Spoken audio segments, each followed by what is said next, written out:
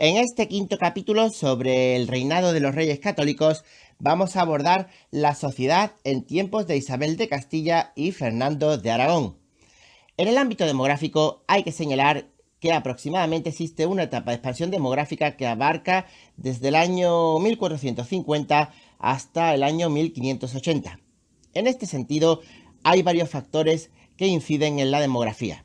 En primer lugar, el descenso de la mortalidad catastrófica, determinada por el descenso de tres factores: el hambre, la guerra y la enfermedad, aunque la mortalidad ordinaria es muy alta. En general, las malas condiciones de vida, lo que muestra que la expansión no es tan alta.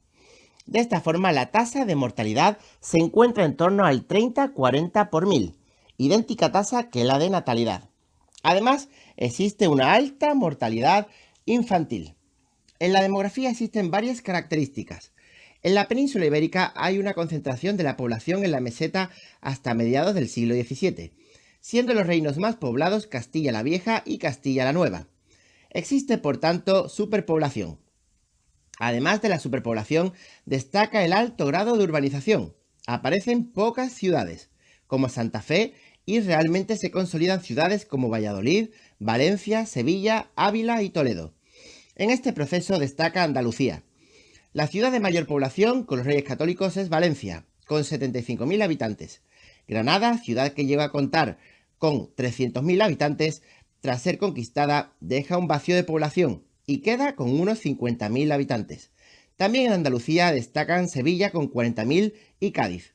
Experimentan un notable desarrollo Valladolid, Toledo y Segovia, sin olvidar en el Reino de Cataluña el papel jugado por Barcelona, y en Aragón destaca también la primacía de la ciudad de Zaragoza. Destaca también la nupcialidad en edad muy avanzada, predominando los solteros. Se debe fundamentalmente a las condiciones de vida. También destaca la baja densidad de la población. La densidad poblacional es mayor en Castilla la Vieja y Andalucía y menor en Aragón y en la cornisa cantábrica. En general, la densidad es inferior a 20 habitantes por kilómetro cuadrado. A pesar de la relativa importancia de las ciudades, la población es eminentemente rural.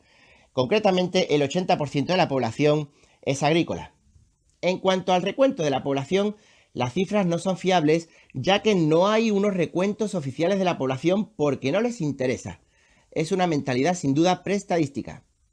Los recuentos parciales se llevan a cabo cuando hay que cobrar impuestos, censos o padrones fiscales, por lo que no aparecen ni nobleza ni el clero.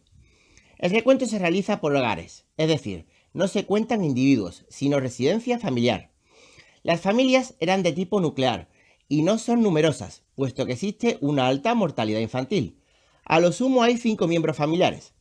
A ello hay que añadir las enfermedades que provocan esterilidad y la larga duración, aproximadamente 2 años, de los periodos intergenésicos.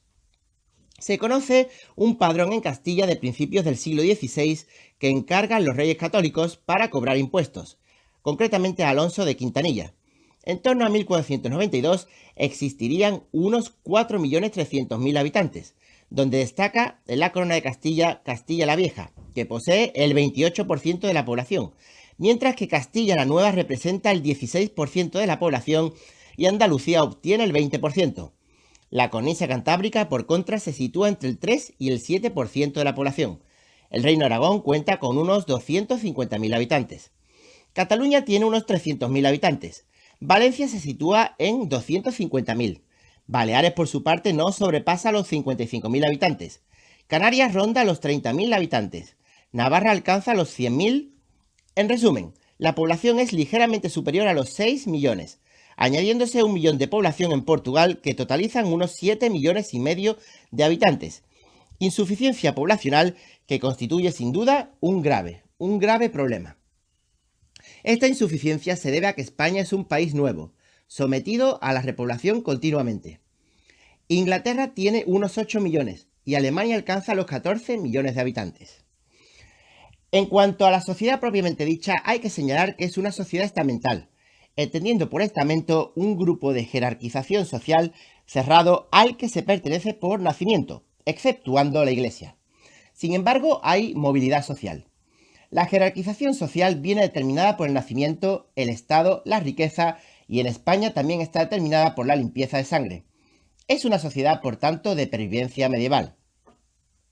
En cuanto a la nobleza y la aristocracia, hay que señalar que con el fin de las luchas sociales hay un apaciguamiento, es decir, los reyes católicos establecen los principios de autoritarismo monárquico. La sociedad española se reafirma como una sociedad de cuño aristocrático, es decir, la aristocracia impone sus modos de vida a la sociedad. Hay distinción entre nobleza y aristocracia.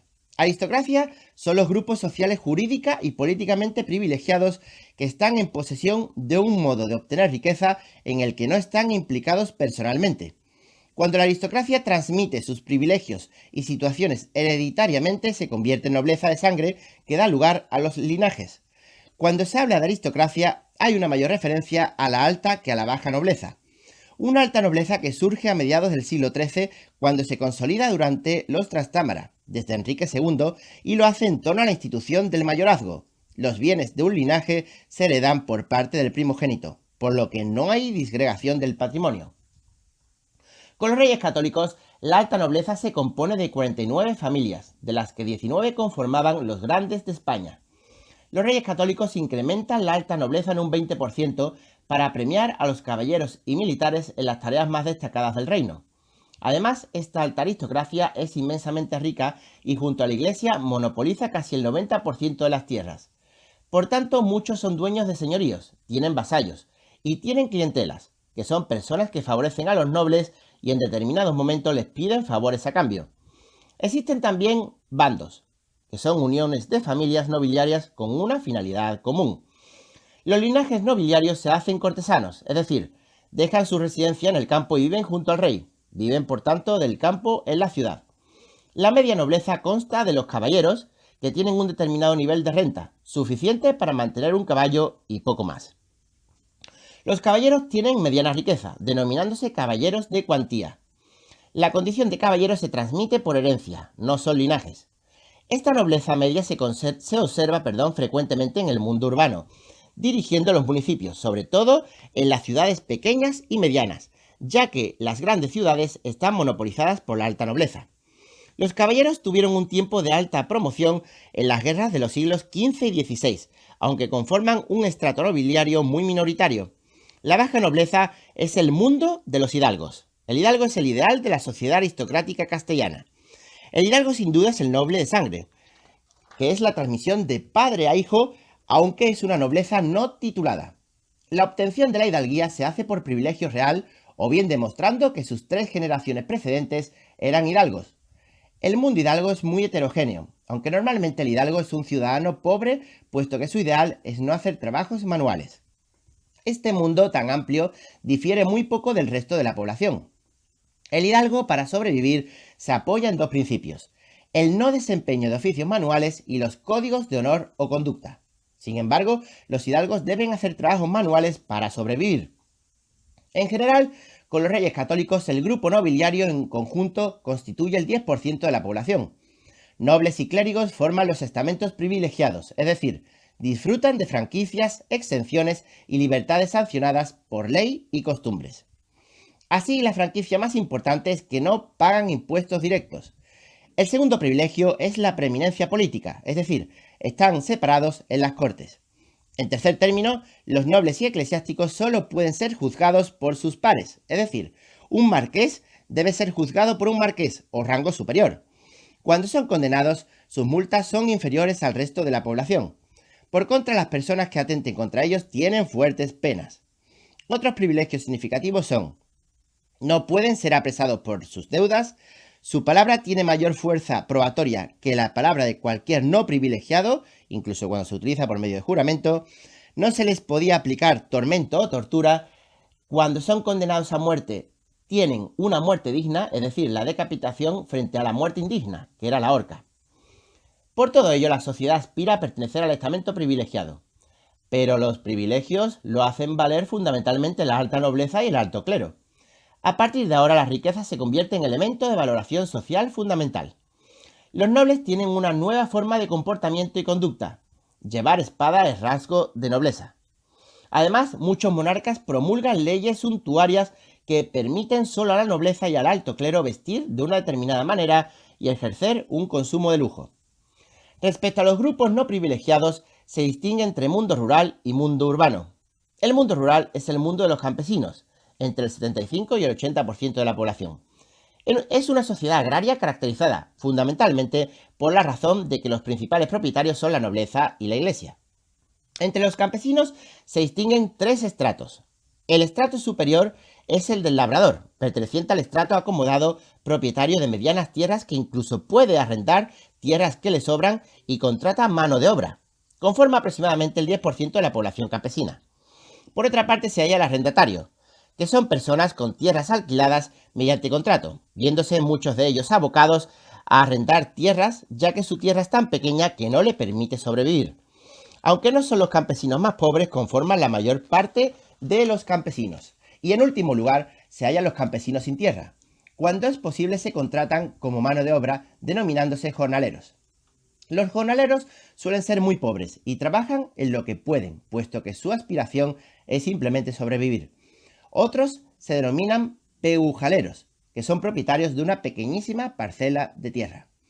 En general, los campesinos en tiempos de los Reyes Católicos están en mejor situación jurídica por el asentamiento de la autoridad real frente a la nobleza, aunque no están en mejor situación económica.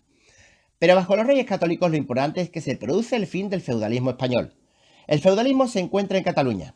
A finales del siglo XV existían campesinos que dependían de sus señores y están adscritos a la tierra. Son los payeses de remensa, es decir, no pueden abandonar la tierra del señor. Cuando el señor autoriza abandonar la tierra, el campesino debe pagar al señor una fuerte indemnización. Incluso pervivían los 6 malos usos feudales. Los payeses de remensa inician una revuelta social en el campo catalán, interviniendo Fernando el Católico. Así, desde la segunda mitad del siglo XV, los payeses de remensa reivindican libertad jurídica y la posibilidad de poder abandonar la tierra cuando quieran, peticiones que no ven con buenos ojos los nobles. Tras las negociaciones con los payeses y con los señores, Fernando el Católico promulga en 1486 la Sentencia Arbitral de Guadalupe, en la que se suprimen los 6 malos usos feudales y los gravámenes abusivos, que son las prestaciones al señor, llegándose a un acuerdo entre señores y campesinos. Por tanto, los campesinos deben dar 60 sueldos en total para obtener la libertad, o bien entrar en una situación jurídica distinta, conformándose unas nuevas relaciones reguladas mediante el contrato de la tierra. Los payeses pasan de usufructuarios a arrendatarios. En cuanto al mundo urbano, hay una burguesía en formación, entendiendo al burgués como un alto burgués, aunque aún sin conciencia de clase. La burguesía es minoritaria, aunque incluyen todas las profesiones liberales. También hay marginados y pobres, teniendo en cuenta que pobreza no es igual a marginación. El marginado es aquel excluido de la sociedad por 3 grandes motivos: la raza, toda raza diferente, sobre todo musulmanes y negros; el sexo, mujeres y homosexuales; y por último la religión, musulmanes y judíos. El pobre sí está reconocido en la sociedad, ya que para la religión cristiana la pobreza está santificada. Existe un extenso abanico de pícaros, pagos y maleantes, ya que muchos obtienen gran dinero mediante la limosna, por lo que las ciudades están llenas de pobres que se aprovechan del código de generosidad tanto del noble como del clérigo. El pícaro es la representación del pobre que se aprovecha de la generosidad de su amo, ya sea noble o eclesiástico.